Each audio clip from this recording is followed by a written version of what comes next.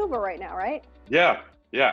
And now, how has COVID changed your filming? Like, are you guys allowed to still have kissing scenes, love scenes? I mean, I know Van Helsing doesn't have like, they have some sex scenes in it from past seasons and stuff like Hmm.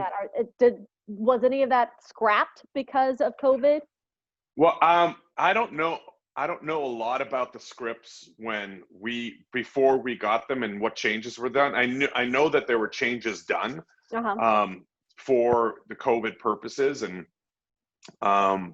but yeah, they definitely had to rewrite some stuff. But it's also, we have that discussion on set. Well, they go, okay, so how do you want to do this scene? What are you comfortable with? And all Uh-huh. of that is, getting through the permission aspect of it with the other actors and producers if they accept it.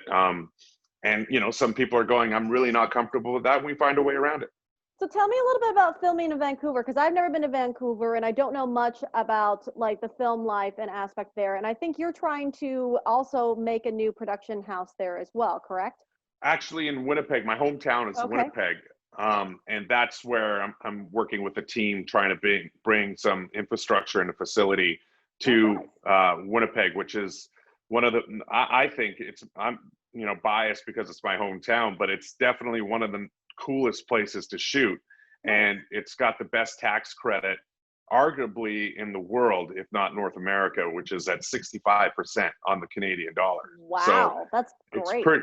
it's pretty huge, and there's a lot of things shooting there right now, which is always been exciting, but there could definitely be more if there was some infrastructure and a bunch of sound stages set up. So that's what we're trying to do, and hopefully we can make it happen.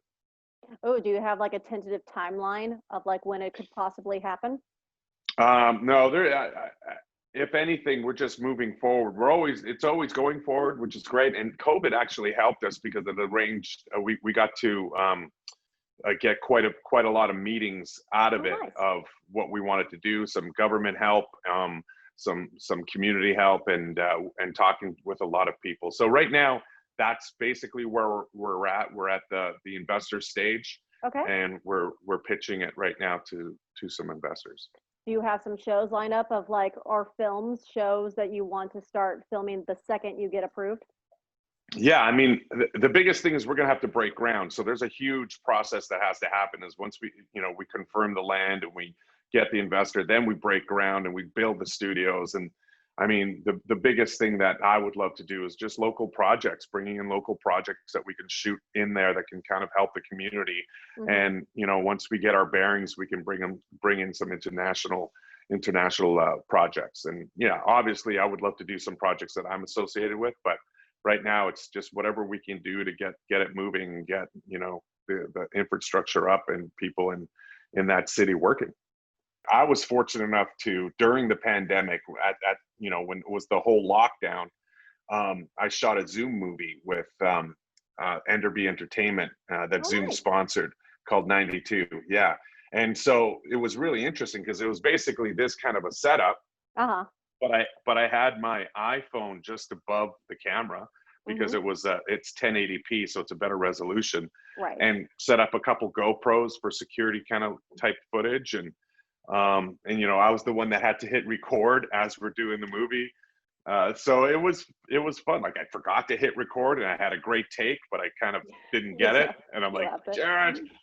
But it was all in all, it was, people getting, especially in the industry that we're in, they're getting more creative to figure out ways that we can stay creative. Tell me more about the Zoom film. Where can we see it? It was really great being a part of that. We're talking to some distribution companies right now. Rick Dugdale directed it, and he's one of the producers.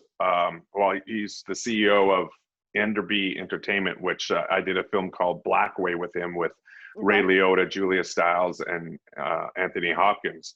So we became friends, and he asked me to do this project and get involved in it. And so I have a feeling it'll be a late September release, because we really wanted, to get it done as close to, getting out of lockdown or even in lockdown as we could, just to show that, we did this thing during this whole pandemic. So we're just in the editing room right now, just cutting it. So this has been in the process for a while, the making of the show. It went through a couple of rewrites, correct? Snowpiercer? Yeah.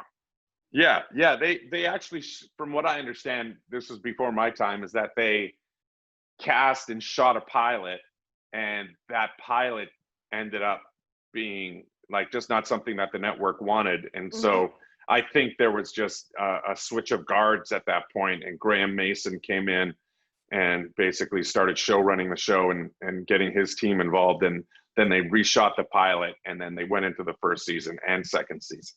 So That's yeah, great. it was a while ago. So yeah, we already have the second season in the can, which is great. Well, that's convenient for COVID era. Right? Yeah. Is there So any updates on the third season? I don't know anything yet. I have a good feeling about it because TNT, obviously really promoted the show, and along with Netflix, that would air the next day. Uh-huh. And I love that they didn't do the binge kind of thing where Yeah. it was episode each week. So you had that, it used to be water cooler talk, but now it's Twitter talk. So you get Yeah. people excited about it and angry how the show, that episode ended. Can't wait for the next episode. I love that because it just gets the audience talking and people talking. When I first met you, I didn't know who you were until I had to binge Van Helsing because I was moderating the panel at San Diego Comic-Con, which I missed you guys this year. You guys were like I my know. first you were my first panel to moderate. Really? Yeah. You were so good. Oh, thanks. I just You were figured so good. I just wanted to have fun with it, and I was only a little nervous. I've been used to being on stage with a bunch of like people in the audience, but I'd never had been responsible for helming a discussion about a show that I had recently just watched. So you guys were so kind, so polite. You guys were a lot of fun. It helps that you guys were a lot of fun. It helps that you were a lot of fun too. Aww. So it works both ways.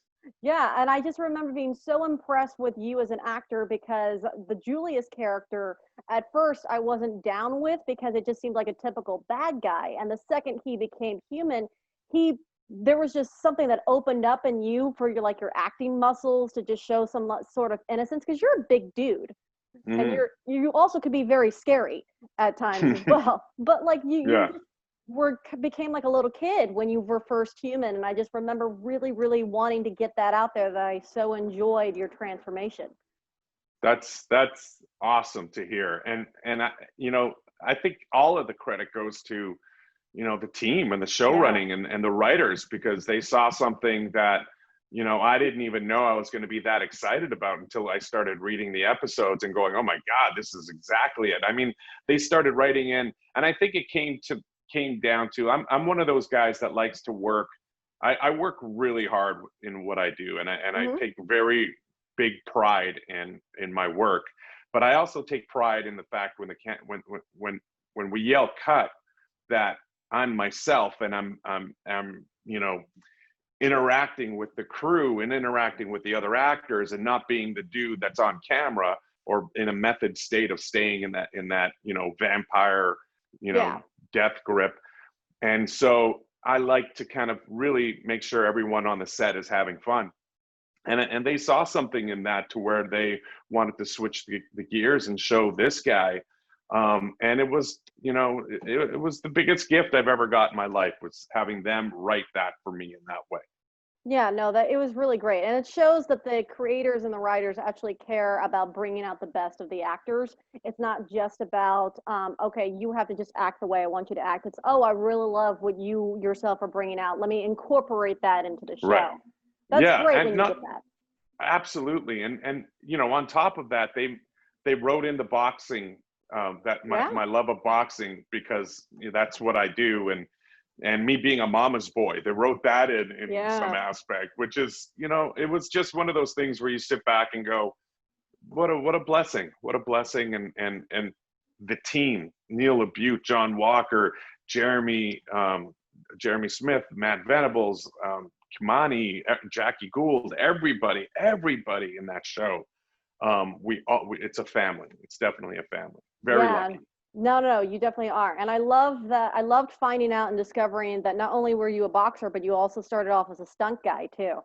Mm-hmm. Yeah. So being able to do my own stunts, I just absolutely love. There was some stuff, obviously, insurance-wise, they couldn't let me do. Right. And the stunt community in Vancouver is fantastic. I have an amazing stunt double Glenn Ennis and Jason Day, they both kind of step in when it's stuff that I can't do. But most of the time, I want to be able to do it, especially the fight stuff. I just love the fight stuff. But yeah, so we just got really lucky. Now, where can the viewers at home find you on the social channels? Aleks Paun on Twitter and Instagram, and a fan page on Facebook.